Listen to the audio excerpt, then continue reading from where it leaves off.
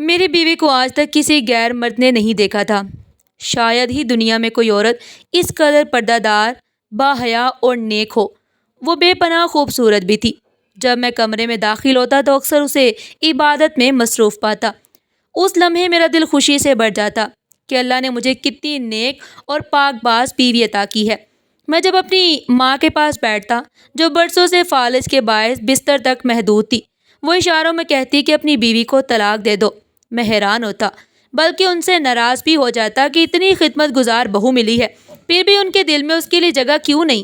ایک دن میں دکان جلدی بند کر کے گھر آیا کیونکہ طبیعت ناساز تھی۔ کمرے میں گیا تو بیوی کو پھر نماز پڑھتے دیکھا۔ میں نے چاہا کہ اس کو سرپرائز دوں، اس کے پیچھے جا کر کھڑا ہو گیا، لیکن جب اس نے سلام پھیرا اور میں نے اس کا چہرہ دیکھا تو میرے ہوش اڑ گئے۔ ابھی میری شادی کو چند ہی نہیں ہوئے تھے۔ خوش قسمتی سے مجھے فریحہ جیسی نیک اور باحیا بیوی ملی تھی۔ وہ جب بھی میرے سامنے آتی تو میں سوچتا کہ اللہ نے مجھے کس قدر نوازا ہے۔ اس دن بھی میں نے اسے کہا، فریحہ، میری طبیعت کچھ خراب ہے، نماز ختم کر کے مجھے ایک کپ چائے بنا دینا۔ یہ کہتے ہوئے میرے دل میں سکون آیا، کیونکہ پچھلے 2 سال سے امی کی وجہ سے ہر کام مجھے خود ہی کرنا پڑتا۔ رات کے 2 بجے بھوک کی شدت سے آنکھ کھلی، کمرے میں مدھم بلب جل رہا تھا اور فریحہ اب بھی عبادت میں مصروف تھی۔ دل میں ایک گلہ سا جاگا۔ میں نے سوچا، میں نے تو کہا تھا کہ طبیعت خراب ہے، مگر اسے میری ذرا بھی پرواہ نہ ہوئی۔ میں کچن میں گیا، خود ہی کھانا نکالا اور گرم کیا۔ کھاتے ہوئے بار بار دل میں یہی خیال آ رہا تھا کہ شاید وہ اس شادی سے خوش نہیں۔ امی کے کمرے سے کراہنے کی آواز آئی تو میں بھاگ کر ان کے پاس گیا، ان کی ٹانگیں دبانے لگا اور موقع دے کر پوچھا، امی، فریحہ کیسی ہے؟ آپ کا خیال تو رکھتی ہے نا؟ امی نے منہ پھیر لیا، جیسے وہ اس کا ذکر بھی سننا نہ چاہتی ہو۔ میں مزید الجھ گیا۔ ابھی میں کچھ اور پوچھنے ہی والا تھا کہ فریحہ کمرے میں داخل ہوئی، مسکرا کر بولی، یاسر، آپ ابھی تک جاگ رہے ہیں؟ پھر وہ آگے بڑھ کر امی کی ٹانگیں دبانے لگی اور پیار سے ان پر کمبل ڈال دیا۔ میں حیران رہ گیا۔ تب سمجھ میں آیا کہ شاید وہ دیر سے آئی ہے، اس وجہ سے امی ناراض تھی، ورنہ خدمت میں تو وہ کوئی کمی نہ چھوڑتی۔ صبح جب میں نے اسے دیکھا تو وہ نہ صرف میرا ناشتہ بنا چکی تھی، بلکہ امی کو اپنے ہاتھوں سے کھلا بھی رہی تھی۔ اس کے چہرے پر عجیب سی محبت اور سکون تھا۔ میں نے ہلکے سے کہا، فریحہ، تمہیں کبھی یہ خیال نہیں آتا کہ شوہر کے ساتھ ساتھ ساس کی خدمت بھی کرنی پڑتی ہے؟ وہ مسکرائی اور بولی، اللہ نہ کرے یاسر، میں کبھی آپ کی والدہ کے بارے میں ایسا سوچوں۔ آپ جانتے ہیں کہ حقوق اللہ کے ساتھ ساتھ حقوق العباد بھی فرض ہیں، اور حقوق العباد کی معافی بھی نہیں ہے۔ آپ کی والدہ میرے لیے نیکیاں کمانے کا ذریعہ ہیں۔ جب میں ان کی خدمت کرتی ہوں تو مجھے ایسے لگتا ہے جیسے ایک سمندر سے نیکیاں سمیٹ رہی ہوں۔ اس کی باتیں سن کر میری آنکھوں میں آنسو آ گئے۔ میں نے اپنی ماں کی خدمت کا کبھی یوں نہیں سوچا تھا، لیکن دل کے کسی کونے میں خلش بھی باقی تھی۔ میں چاہتا تھا کہ فریحہ صرف میری ہو جائے، میرے آنے پر وہ سب کچھ چھوڑ چھاڑ کر میری طرف متوجہ ہو، لیکن وہ اکثر قرآن اور نماز میں اتنی ڈوب جاتی کہ مجھے نظر انداز کر دیتی۔ ایک دن جب میں کام سے لوٹا تو بھوک سے بے حال تھا۔ میں نے کہا، فریحہ، کھانا لے آؤ۔ وہ گھبرا گئی اور آہستہ سے بولی، میں نے ابھی کھانا نہیں بنایا، میں چاہتی تھی کہ قرآن پاک ختم کر کے اٹھوں۔ آج الحمدللہ میرا قرآن مکمل ہو گیا۔ یہ سن کر میرے اندر کا لاوا پڑ گیا۔ میں غصے میں چلایا، شاید تم بھول رہی ہو کہ میں تمہارا شوہر ہوں۔ میری خدمت کرنا اور میرا حق ادا کرنا تم پر فرض ہے۔ لوگ شادی سکون کے لیے کرتے ہیں، لیکن میں نے تو تم سے شادی کر کے عذاب ہی مول لے لیا۔ اگر تمہیں عبادت کا ہی شوق تھا تو شادی کیوں کی؟ میری تلخ باتیں سن کر وہ رونے لگ گئی اور سسکیاں بڑھتے ہوئے بولی، یاسر، دراصل میں عبادت کا سہارا لے کر خود کو آپ سے دور رکھنے کی کوشش کرتی ہوں۔ مجھے ڈر ہے کہ کہیں آپ میرے قریب نہ آ جائے۔ میں اس کی بات سن کر ساکت رہ گیا۔ میں نے پوچھا، تم مجھ سے دور کیوں رہنا چاہتی ہو؟ میں نے سوال کیا تو وہ آگے بڑھی اور اپنے ہاتھ پر ایک نشان دکھایا۔ وہ نشان دیکھ کر میں حیران رہ گیا۔ فریحہ نے آہستہ سے آواز میں کہا، یہ نشان ایک بزرگ نے بچپن میں دیکھا تھا۔ اس نے کہا تھا کہ اس لڑکی کی شادی جس مرد سے بھی ہوگی وہ 7 دن کے اندر اندر مر جائے گا۔ امی یہ بات سن کر سخت پریشان ہو گئی تھی۔ وہ اس بزرگ کے قدموں میں جا گری اور روتے ہوئے کہنے لگی، اللہ کے واسطے کوئی حل تو بتا دو، میری بچی کی زندگی برباد ہونے سے بچا لو۔ تب اس بزرگ نے کہا، اس کی شادی کے بعد اسے سمجھا دینا کہ وہ 40 دن تک اپنے شوہر سے دور رہے، دن رات عبادت میں مصروف رہے۔ جتنی زیادہ عبادت کرے گی اتنی جلدی اس کے سر سے نحوست ٹل جائے گی۔ وہ مجھے یہ بات بتانے سے ڈرتی رہی کہ کہیں میں اسے منحوس نہ سمجھ لوں اور طلاق نہ دے دوں۔ فریحہ کی معصومیت پر مجھے ہنسی بھی آئی اور ترس بھی۔ میں نے کہا، فریحہ، میں ان باتوں پر یقین نہیں رکھتا۔ زندگی اور موت تو اللہ کے ہاتھ میں ہے۔ تم نے بلا وجہ مجھ سے اتنے دن دوری اختیار کی उस पर वो घबरा कर बोली, यासिर, आप मेरी जिंदगी में आने वाले पहले मर्द हैं। आपसे पहले ना किसी ने मुझे देखा, ना मैंने किसी गैर महरम को आंख उठाकर देखा है। आप ही मेरी कुल कायनात है। मैं आपको अपनी नहूसत की वजह से खोना नहीं चाहती। आप खुदा रहे ये 40 दिन सब्र कर लें। उसकी बेबसी देखकर मैंने उसकी बात मान ली। वो खुशी से खिल उठी। उसकी बातें सुनकर मेरा दिल भी मुतमईन हो गया। मैं यही समझता रहा कि वो मुझसे मोहब्बत नहीं करती, इसीलिए दूर रहती है, मगर अब हकीकत जानकर दिल पर सुकून था। अब जब भी मैं उसे इबादत में देखता तो दिल में उसके लिए और प्यार बढ़ता, क्योंकि वह सब कुछ मेरी जिंदगी बचाने के लिए कर रही थी। हमारी शादी को कई दिन गुजर गए।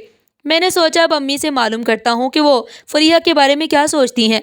मैं उनके पास बैठा तो उन्होंने बार बार इधर उधर देखना शुरू किया, जैसे किसी डर में हो। फिर इशारों से कहा कि अपनी बीवी को तलाक दे दो। ये सुनकर मैं हैरान रह गया। मैंने कहा, अम्मी, आप कैसी माँ हैं जो अपने बेटे का घर उजाड़ना चाहती हैं। उन्होंने इशारों में बताया कि फरीहा मेरा ख्याल नहीं रखती, तुम नर्स को वापस बुला लो। उसी दौरान फरीहा भी कमरे में आ गई। वो मुझे देखकर चौंकी और बोली, आप यहाँ कब आए? मैंने कहा, अभी अभी बैठा हूँ। वो भी पास बैठ गई। मैं सोचने लगा कि जब भी मैं अम्मी के पास जाता हूँ, थोड़ी देर बाद फरीहा भी पहुँच जाती है। इसका मतलब वो बार बार आकर अम्मी को देखती है। फिर न जाने अम्मी क्यों ये सब कह रही हैं। मैंने कई बार दोबारा अम्मी से बात करने की कोशिश की, मगर वो हर बार यही कहती कि फरीहा को तलाक दे दो और नर्स को वापस बुला लो। मैं अम्मी पर नाराज़ हुआ कि वो सिर्फ अपनी आसाइश सोच रही हैं। उनको परवाह नहीं कि मेरे घर का क्या होगा। मेरी बीवी ने शादी के दूसरे ही दिन मुझसे कहा था कि आप नर्स को फारिग कर दे, मैं खुद अम्मी का ख्याल रखूंगी। मैंने कहा, नहीं फरीहा, मैं तुम पर बोझ नहीं डालना चाहता। नर्स है, वो खिदमत करेगी, तुम बस मेरा ख्याल रखना। मेरी बात सुनकर वो खफा हो गई और बोली, आपको मुझ पर एतमाद ही नहीं, इसलिए नर्स को रखना चाहते हैं। मैंने उसकी दिल आज़ारी न की और नर्स को छुट्टी दे दी। फरीहा बहुत खुश हुई, क्योंकि उसका अम्मी से लगाव बहुत था। वो अम्मी को नेकियों की कुंजी समझती थी। मैंने अम्मी की बात अनसुनी कर दी। दिन ऐसे ही गुजरते रहे। मैं दिन गिन रहा था कि कब 40 दिन पूरे हों और मैं और फरीहा अपने रिश्ते का हक अदा करें। फरीहा भी अक्सर कहती, यासिर, दिन कटते ही नहीं, बेशुमार बातें हैं जो आपसे करना चाहती हूँ, मगर एक बार ये दिन गुजर जाए फिर सब कुछ आपको बताऊंगी। मैं उसकी बातें सुनकर सातों आसमान पर पहुंच जाता। एक दिन मैं काम से वापस आया तो फरीहा घबराई हुई बोली, अम्मी खाना नहीं खा रही, उन्होंने मुंह मजबूती से बंद कर लिया है, आप उन्हें डॉक्टर के पास ले चलें। मैं घबरा गया और फ़ौरन अम्मी के पास गया। वजह पूछी तो उन्होंने इशारों से कहा, जब तक अपनी बीवी को तलाक न दो मैं खाना नहीं खाऊंगी। ये सुनकर मुझे सख्त गुस्सा आया। मैंने कहा, अम्मी, आप नहीं खाना खाती तो ना खाएं, मगर मैं अपनी बीवी को तलाक नहीं दूंगा, और गुस्से में कमरे से निकलकर छत पर चला गया। मैं हैरान था कि औरत सास बनने के बाद इतनी खुदगर्ज कैसे हो जाती है। मेरी माँ तो खुद बीमार और लाचार थी, फिर भी घर में फूट डाल रही थी। मैंने दिल ही दिल में कहा, फरीहा, अब अम्मी को खाना मत देना, उनका पेट खराब है। रात को जब भूख ने बेहाल कर दिया तो मेरी आंखों से आंसू निकल आए। मैंने खुद को कोसा कि अम्मी तो बीमार हैं, उनकी जिद बीमारी की वजह से है, मगर मुझे उनसे जिद नहीं करनी चाहिए। मैं फ़ौरन उनके पास गया। उनके पास बैठा तो उनकी आंखों से भी आंसू बह रहे थे। उन्होंने मुझे इशारे से कहा, बेटा, मेरे लिए मैं नर्स वापस ले आओ। मैंने हामी भर दी, मगर मैं अपनी बीवी की नाराज़गी से डरता था। उसका मैंने यह हल निकाला कि मैंने फरीहा से कह दिया कि मैंने डॉक्टर को कॉल करके अम्मी की हालत बताई थी और डॉक्टर अपनी एक नर्स को अम्मी की कंडीशन मालूम करने के लिए भेज रहा है। फरीहा मेरी बात सुनकर कुछ कहे बगैर खामोश हो गई। मैंने दिल में शुक्र किया कि उसने हंगामा नहीं खड़ा किया। फिर मैं अस्पताल गया और नर्स को ले आया। मैंने उसे साफ कह दिया कि अम्मी की बीमारी के बारे में एक एक बात मुझे बतानी है। मैंने उसे अम्मी से मिला दिया और फिर उसे घर छोड़कर खुद काम पर चला गया। काम से वापस आया तो सीधा अम्मी के कमरे में गया। मैंने पूछा, सिस्टर, अम्मी की हालत कैसी है? वो बोली, यासिर साहिब, मुझे आपसे ये उम्मीद नहीं थी कि इससे पहले अपनी बात मुकम्मल करूं। फरीहा आ गई और तस्दीक करने लगी। फिर नर्स बोली, आपकी मिसेस कहाँ जॉब करती हैं? मैंने कहा, नहीं नहीं, वो तो घर में ही रहती हैं, जॉब नहीं करती। नर्स हैरत से बोली, फिर ये मुझे सुबह से क्यों नजर नहीं आई? फरीहा के चेहरे का रंग एकदम से उड़ गया। वो जल्दी से बोली, असल में इतने अरसे से दिन रात अम्मी की खिदमत करती रही हूँ। आज ज़रा फारिग थी तो नींद पूरी कर रही थी। मैंने बहाने से फरीहा को कमरे से बाहर भेज दिया कि खाना लगाओ, भूख लगी है। वो बाहर चली गई तो मैंने नर्स से कहा, खुलकर बात करें। नर्स बोली, आपकी वालदा की हालत नहायत ही ख़राब है। सफाई न होने की वजह से उनके जिस्म पर ज़ख़म बन चुके हैं और ये ज़ख़म नहायत तकलीफ दे हैं। इनमें खुजली भी बहुत होती है, मगर आप जानते हैं कि आपकी वालदा मजूर है, وہ یہ سب کیسے برداشت کرتی ہوں گی؟ یاسر صاحب، اگر آپ اپنی والدہ کا خیال نہیں رکھ سکتے تو انہیں کسی ہسپتال میں ایڈمٹ کروا دیں یا اولڈ ایج ہوم بھیج دیں۔ اپنے لیے جہنم کی آگ مت پیدا کریں۔ نرس کی باتیں سن کر میرا دل دہل گیا، آنکھوں سے آنسو بہنے لگے۔ میں گھبرا کر باہر نکلا اور گاڑی میں بیٹھ کر گھنٹہ بھر روتا رہا، اللہ سے اپنی کوتاہیوں کی معافی مانگتا رہا۔ جب آنسو خشک ہوئے تو گھر واپس آ گیا۔ فریحہ نے پوچھا، آپ کہاں چلے گئے تھے؟ میں نے جھوٹ بول دیا کہ ایک دوست کی کال آئی تھی، میں وہیں سننے باہر چلا گیا تھا۔ فریحہ نے پوچھا، امی کی کیا رپورٹ دی ہے؟ میں نے کہا، سسٹر کہہ رہی تھی لیٹے رہنے کی وجہ سے مریضہ کی بھوک کم ہو گئی ہے اور فزیو تھراپی کی ضرورت ہے۔ فریحہ فوراً پرسکون ہو گئی۔ میں نے اسے کہا کہ میں باہر سے کھانا کھا آیا ہوں، اب بس آرام کرنا چاہتا ہوں۔ پھر میں سونے کے لیے لیٹ گیا، مگر نیند کہاں آئی تھی۔ بار بار نرس کی باتیں یاد آ رہی تھی۔ رات کا نہ جانے کون سا پہر تھا جب میری آواز کھڑکی کی آواز سے کھلی۔ میں نے دیکھا تو فریحہ الماری سے ایک سیاہ بیگ نکال رہی تھی۔ اس نے آہستہ سے الماری بند کی اور کمرے سے باہر نکل گئی۔ میں بھی فوراً اٹھا اور آہستہ آہستہ اس کا پیچھا کرنے لگا۔ وہ چھت کی طرف جا رہی تھی۔ میں بھی اوپر گیا تو سامنے کا منظر دیکھ کر دنگ رہ گیا۔ چھت پر ایک لڑکا کھڑا تھا۔ فریحہ اسے کہہ رہی تھی، اس بیگ میں میں نے اپنا سارا زیور اور پیسے ڈال دیے ہیں، اب میرا یہاں رہنا ممکن نہیں کیونکہ شادی کو 40 دن ہونے والے ہیں اور اب تو گھر میں نرس بھی آ گئی ہے۔ میں دن میں تم سے نہیں مل سکتی اور نہ ہی رات کو۔ آج بھی نرس نے میری شکایت میرے شوہر سے لگا دی کہ دن بھر مجھے گھر میں نہیں دیکھا۔ شکر ہے کہ اسے یہ پتہ نہیں چل سکا کہ میں چھت پر تمہارے ساتھ تھی۔ اب چلو یہاں سے نکل چلتے ہیں۔ وہ لڑکا بولا، ہاں بیگ مجھے دو۔ اس سے پہلے کہ فریحہ بیگ اسے دیتی، میں نے فوراً سے بیگ اس کے ہاتھ سے چھین لیا۔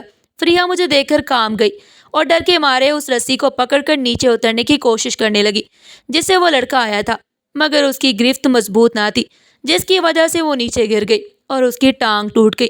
لڑکا مہارت سے کود کر بھاگ نکلا۔ میں نیچے آ کر فریحہ کے پاس گئی اور کہا، فریحہ میں تمہیں طلاق دیتا ہوں۔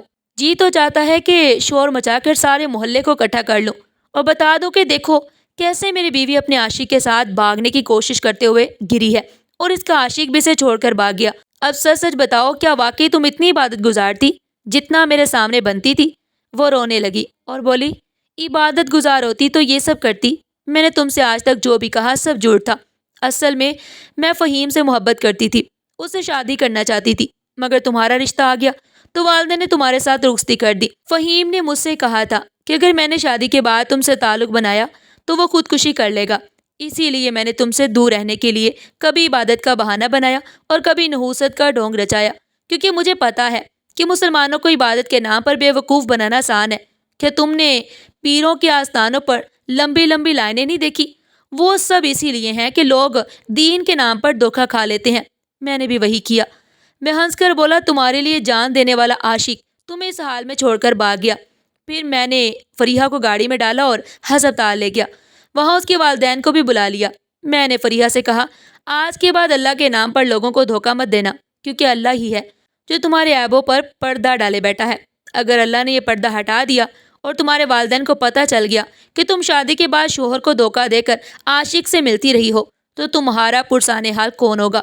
فریحہ یہ سب سن کر پھوٹ پھوٹ کر رونے لگی اور میں ہسپتال سے باہر نکل آیا۔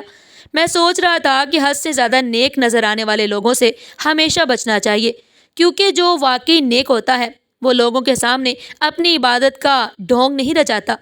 اگر آج کی کہانی پسند آئی ہے تو ویڈیو کو لائک کریں، اپنے دوستوں کے ساتھ شیئر کریں، اور اگر آپ نے ابھی تک ہمارا چینل سبسکرائب نہیں کیا تو ضرور سبسکرائب کریں۔ ملتے ہیں پھر ایک نئی ویڈیو کے ساتھ، تب تک کے لیے اللہ حافظ۔